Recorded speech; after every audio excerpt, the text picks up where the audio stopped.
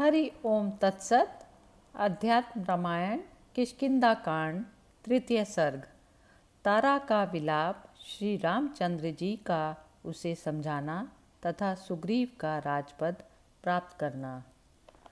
हरि अनंत हरि कथा अनंता, कहे सुनहि बहु विधि सब संता।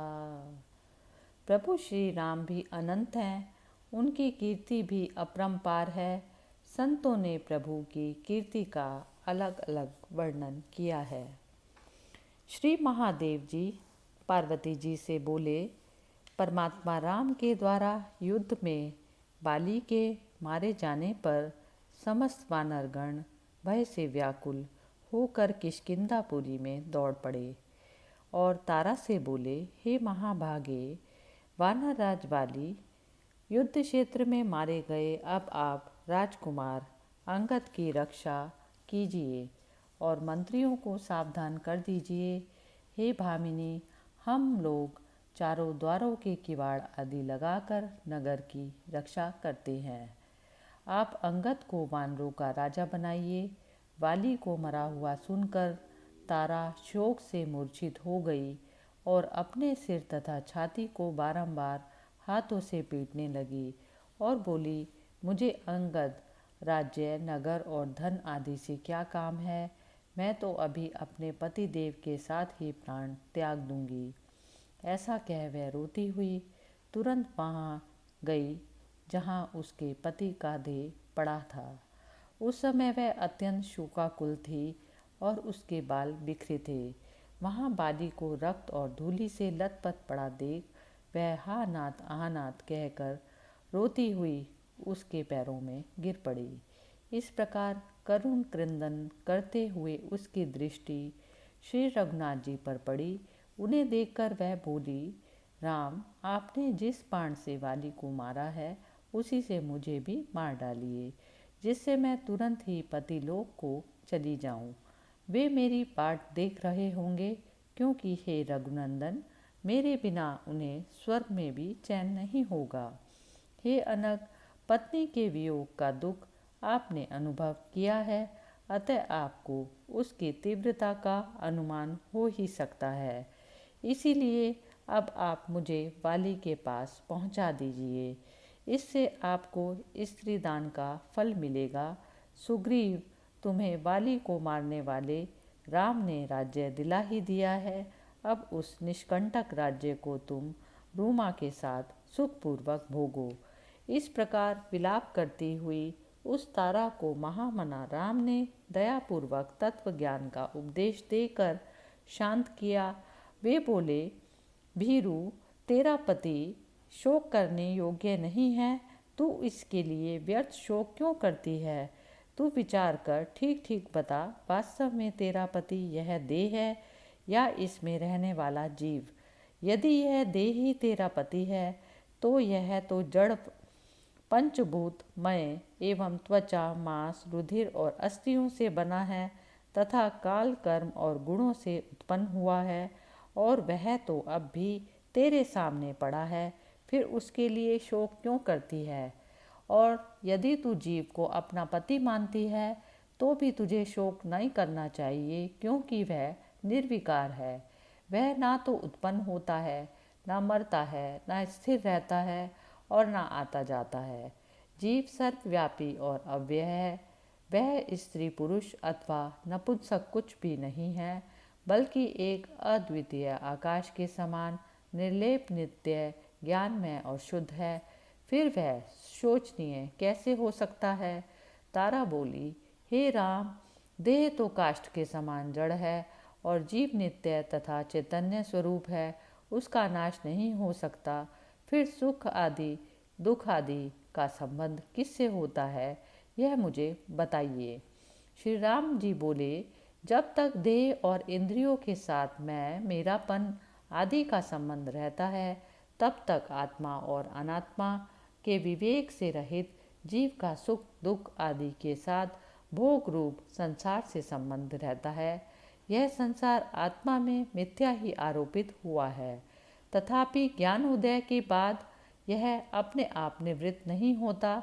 जिस प्रकार विषयों का निरंतर ध्यान करने वाले पुरुष को स्वप्न में अनेक पदार्थ दिखते हैं, परंतु वे होते मिथ्या ही हैं। अनादि अविद्या और उसके कार्य अहंकार के संबंध से स्थित हुआ यह संसार निरर्थक, अत्यंत मिथ्या होते हुए भी राग द्वेष आदि से पूर्ण है। हे शुभे, मन ही संसार है और मन ही बंधन है। उस अनात्म वस्तु मन के साथ एक हो जाने से ही यह आत्मा तद्गत सुख दुख आदि के बंधन में पड़ता है। जैसे स्फटिक मणि स्वभाव से शुक्ल वर्ण होने पर भी लाख आदि के समीप होने पर उसी के रंग की मालूम होती है, परंतु वास्तव में उसमें वह रंग नहीं होता, वैसे ही बुद्धि और इंद्रिय आदि की सन्निधि से आत्मा को बलात् संसार की प्रतीति होती है। आत्मा अपने लिंग मन को स्वीकार कर उससे प्राप्त होने वाले विषयों का सेवन करता हुआ उसके राग द्वेष आदि गुणों में बंधकर विवश हो संसार चक्र में फंसा रहता है। पहले वह राग द्वेष आदि मन के गुणों की रचना करता है और फिर नाना प्रकार के कर्म करता है। वे कर्म शुक्ल, लोहित और कृष्ण तीन प्रकार के होते हैं। उन कर्मों के अनुसार ही उसकी गतियाँ होती हैं। इस प्रकार यह जीव कर्मों के वशीभूत होकर प्रलय पर्यंत आवागमन के चक्र में पड़ा रहता है। प्रलय काल में सब भूतों का लय हो जाने पर भी अपने कर्ता भोक्तापन के अभिनिवेश से यह अपनी वासनाओं और कर्मों के साथ अनादि अविद्या से आच्छादित हुआ रहता है।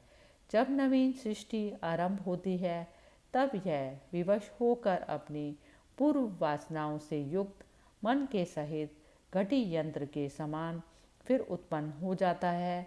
जिस समय किसी विशेष पुण्य परिपाक से इसे मेरे भक्त और शांतचित्त महात्माओं की संगति मिलती है, उस समय इसका चित्त मेरी ओर लगता है। उससे मेरी कथा सुनने में इसकी श्रद्धा होती है, जो बहुत ही दुर्लभ है। मेरी कथा सुनने से इसको अनायास ही मेरे स्वरूप का ज्ञान हो जाता है। उस समय गुरु कृपा द्वारा तत्वमसि आदि महावाक्यों के अर्थ ज्ञान से तथा स्वयं अपने अनुभव से भी यह अपने सच्चिदानंद स्वरूप अद्वितीय आत्मा को देह, इंद्रिय, मन, प्राण और अहंकार आदि से पृथक जानकर एक क्षण में ही तुरंत मुक्त हो जाता है। हे तारे, मैंने यह वास्तविक सत्य तुमसे कहा। मैंने कहे हुए इस परमार्थ ज्ञान का जो अहर्निश मनन करता है, उसे सांसारिक दुख कभी स्पर्श नहीं करते। तू भी शुद्ध चित्त होकर मेरे इस उपदेश का मनन कर। ऐसा करने से क्लेश कलाप तुझे छू भी ना सकेंगे और तू कर्म बंधन से मुक्त हो जाएगी। हे शुभ्र, अपने पूर्व जन्म में तूने मेरी उत्कृष्ट भक्ति की थी, इसीलिए हे सुंदरी, तुझे मुक्त करने के लिए मैंने अपना दर्शन किया है।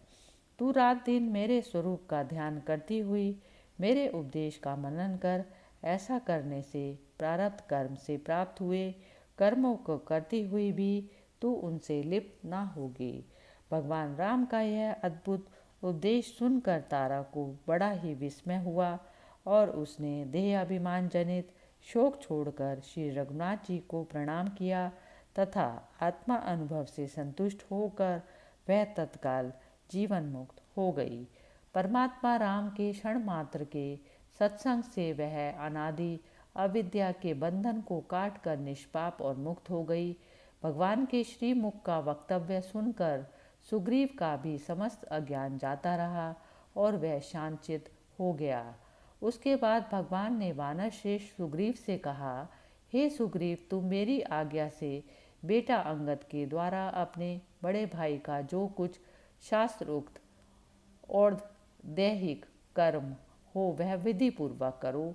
तब जो आज्ञा कह मुख्य मुख्य बलवान वानरों के साथ वाली के शव को फूलों के विमान पर रखकर समस्त राजोचित उपचारों के सहित भेरी और दुदुम्बी आदि का घोष करते हुए ब्राह्मण मंत्री वर्ग यूथपति वानरगण पुरवासी तारा और अंगद के साथ उसे ले जाकर सुग्रीव ने बड़े प्रयत्न से शास्त्र अनुकूल सब संस्कार किए और फिर स्नान आदि करके मंत्रियों के साथ राम के पास लौट आया। वहां आकर सुग्रीव ने प्रसन्न चित्त से श्री रामचंद्र जी के चरणों में प्रणाम किया। हे राजराजेश्वर, वानरों के इस समृद्धि संपन्न राज्य का शासन कीजिए। मैं तो आपका दास हूँ। लक्ष्मण के समान मैं भी सदा आपके चरण कमलों की सेवा करता रहूँगा। यह सुनकर श्री रघुनाथ जी ने सुग्रीव से मुस्कुराते हुए कहा, सुग्रीव, मैं और तू एक ही हैं, इसमें किसी प्रकार का संदेह नहीं।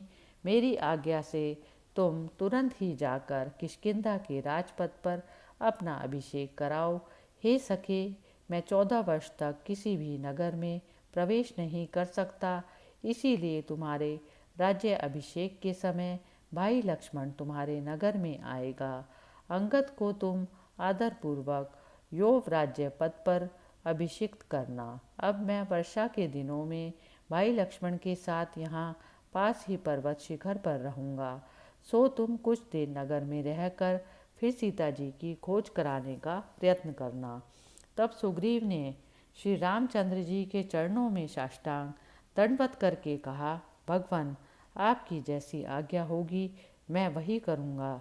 फिर भगवान राम की आज्ञा पा सुग्रीव लक्ष्मण जी को साथ लेकर किष्किंधापुरी में गए और जैसे जैसे श्री रामचंद्र जी ने करने को कहा था सब कार्य वैसे ही किया। उसके बाद सुग्रीव से यथोचित आदर पा लक्ष्मण जी श्री रघुनाथ जी के पास चले आए और उनके चरणों में प्रणाम कर उनकी सेवा में उपस्थित हो गए।